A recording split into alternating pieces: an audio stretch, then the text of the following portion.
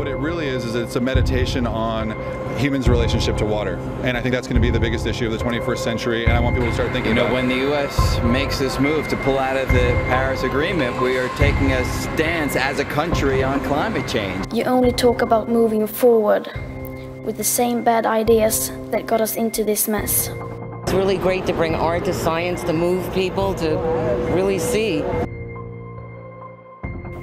And it would seem that since ancient times, people have been able to understand some of these systems that sustain us. And we've got to deal with this across race, across class, across gender, across everything, because it's the first and the last is most important. Artists to me are important in helping to solve this, and helping to face up to it. That's the first thing, is to face up to it and accept it. Because the information is coming at us all the time, and I think it's reaching our heads, it's reaching our intellect. But you get something in the intellect, it doesn't necessarily make you move, because you don't feel it as much. Artists can make you feel something, not just think it, but feel it. And when you feel something, that's when you want to act. So I think it's so crucial that those of us who have artistic gifts, who've been given that wonderful privilege of the gift of expression in whatever form, that we use that to keep that problem there in people's faces and keep them motivated to wanting to do something about it, no matter how small. You start small, and then that motivates you to join up with those who are doing other stuff, and then that's how it grows. But you got to start with the consciousness that I feel and I want to do something. Yeah, an artist can make you do that.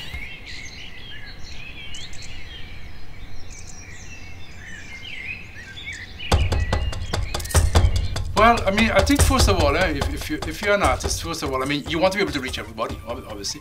But I think in a way you kind of have to, in your mind, kind of target who you see as your ideal audience, and then you kind of start to fashion your tools, you know. So for me as a theater artist, for example, my ideal audience is more of a younger one. I think they're more open. I think they feel the sense of dread of stuff coming at them more. So to me, according to who you see as your primary audience, you fashion what you're doing to reach it. I think the idea of using, for example, like recycled materials, for example, driftwood, old rocks, that kind of thing, things that people see every day.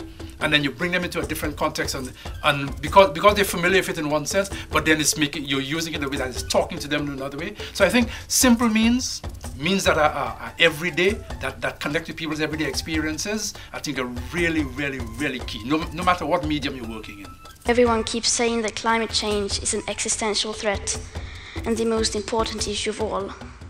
And yet they just carry on like before. Students, everyone who wants to come to protest again before the climate, because it's a real problem, and we think that if we skip every Thursday, so we don't go to school, that the big people in our country and in the world will say that it's a problem, and that they will do something about it. Yeah, let me tell you something. You see that whole movement there, so not just like the March on March 15 and so on, but just the fact that young persons are tuning in and speaking up, and they're taking action like, yeah, we're not going to school.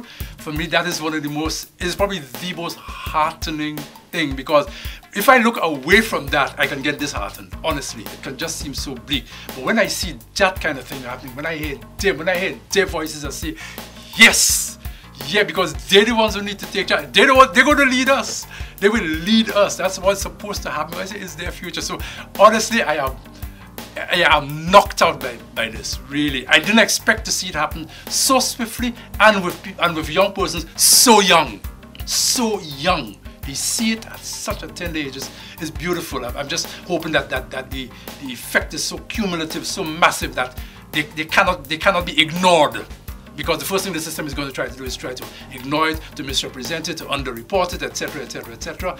But again, so young persons themselves have control, a large control over the means of getting, social media and so on, of getting their message out to. So you can't switch them off and put them behind corners as you might have done with all the technology.